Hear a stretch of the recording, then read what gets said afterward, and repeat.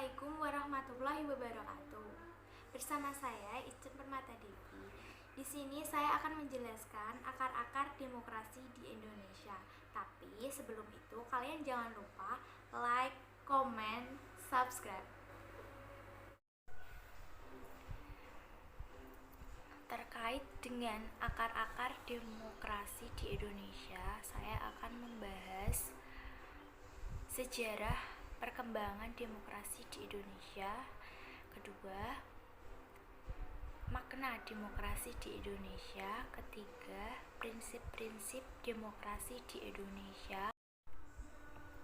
Sejak Indonesia merdeka dan berdaulat pada tanggal 17 Agustus 1945, pendiri negara Indonesia atau disebut juga The Founding Fathers melalui Undang-Undang Dasar 1945 yang disahkan pada tanggal 18 Agustus 1945 telah menetapkan bahwa Negara Kesatuan Republik Indonesia yang disebut juga NKRI menganut paham atau ajaran demokrasi di mana kedaulatan tertinggi atau kekuasaan tertinggi berada di tangan rakyat, dilaksanakan sepenuhnya oleh MPR atau Majelis Permusyawaratan Rakyat.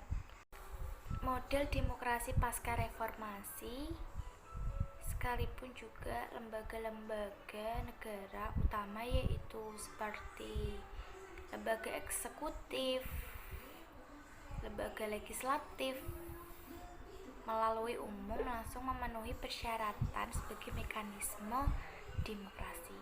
Nah, demokrasi terpimpin, kehidupan negara kembali terancam konflik politik dari ideologi yang berujung peristiwa G30 SPKI pada tanggal 30 September 1969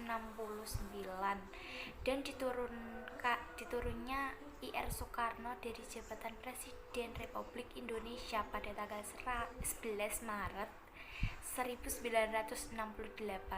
Presiden Soeharto juga yang menggantikan Ir Soekarno sebagai Presiden kedua Republik Indonesia dan menetapkan model demokrasi yang berbeda lagi, yaitu dinamakan demokrasi Pancasila atau OBRA, yang berfungsi untuk menegaskan klaim bahwa model demokrasi ini yang sesungguhnya sesuai dengan ideologi negara Pancasila.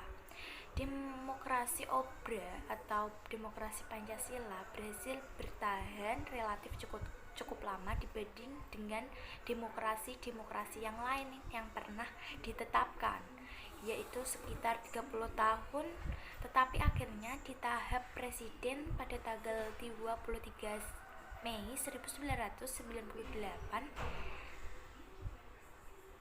dan meninggalkan kehidupan kenegaraan yang tidak stabil.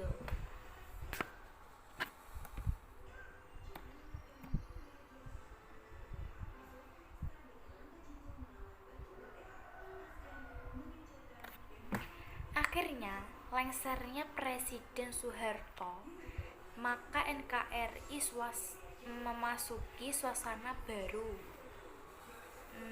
sebagai hasil dari kebijakan reformasi yang dilakukan terhadap hampir semua aspek kehidupan masyarakat dan negara yang berlaku sebelumnya. Kebijakan reformasi ini berbunyi dengan amandemen Undang-Undang Dasar 1945 atau disebut juga bagian batang tubuhnya, dianggap sebagai sumber utama kegagalan tataan kehidupan kenegaraan di era Orde Baru. Amandemen Undang-Undang 1945 terutama yang berkaitan dengan kelembagaan negara, khususnya lagi perubahan aspek pembagian kekuasaan dan aspek sifat hubungan antara lembaga-lembaga negara dengan sendirinya mengakibatkan terjadinya perubahan terhadap model demokrasi dibanding dengan model demokrasi Pancasila di era Orde Baru. Model demokrasi Pancasila model demokrasi pasca reformasi, keperluan untuk menulis demokrasi reformasi karena memang belum ada kesepakatan mengenai namanya, dilaksanakan sejak beberapa terakhir tahun.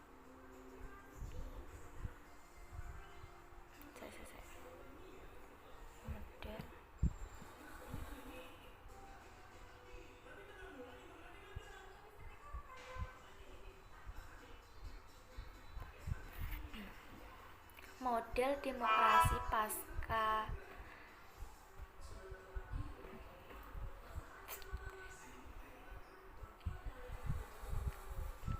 demokrasi pasca reformasi, sekalipun juga lembaga-lembaga negara utama yaitu seperti lembaga eksekutif, lembaga legislatif melalui umum langsung memenuhi persyaratan sebagai mekanisme demokrasi.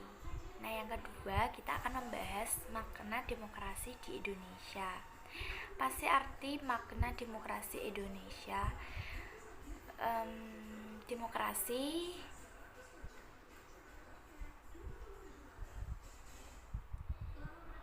dibagi menjadi dua.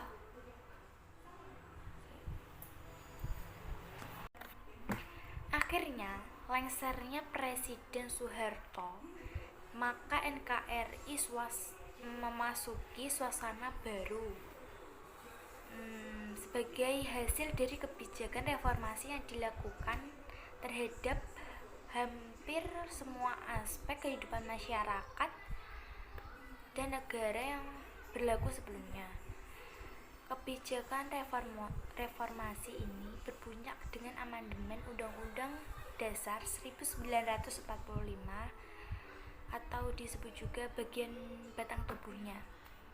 Dianggap sebagai sumber utama kegagalan tataan kehidupan kenegaraan di era Orde Baru. Amandemen Undang-Undang 1945 terutama yang berkaitan dengan kelembagaan negara, khususnya lagi perubahan aspek pembagian kekuasaan dan aspek sifat hubungan antara lembaga-lembaga negara dengan sendirinya mengakibatkan terjadinya perubahan terhadap model demokrasi dibanding dengan model demokrasi Pancasila di era Orde Baru. Model demokrasi Pancasila model demokrasi pasca reformasi, keperluan untuk menulis demokrasi reformasi karena memang belum. Yang kedua, saya akan membahas makna demokrasi di Indonesia. Demokrasi terdiri dari dua kata, yaitu demos dan kratos.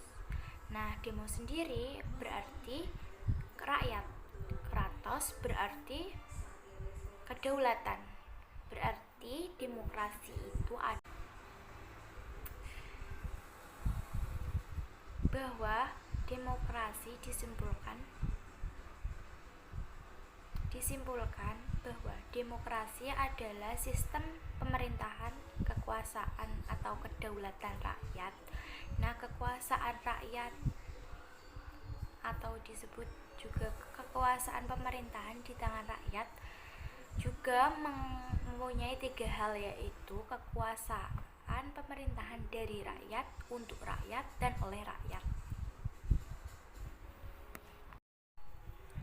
Yang ketiga adalah prinsip demokrasi di Indonesia. Nah, prinsip demokrasi di Indonesia atau disebut juga trias politika, yaitu eksekutif, yudikatif, dan legislatif. Untuk mewujudkan tiga lembaga negara yang saling lepas atau disebut juga independen berada dalam peringkat sejajar atau sama. Nah, pada prinsipnya di Indonesia mempunyai dasar prinsip. Apa aja sih dasar prinsipnya? Yang pertama yaitu kedaulatan di tangan rakyat, kedaulatan berdasarkan hukum, pengambilan keputusan atas musyawarah, dan banyak lainnya.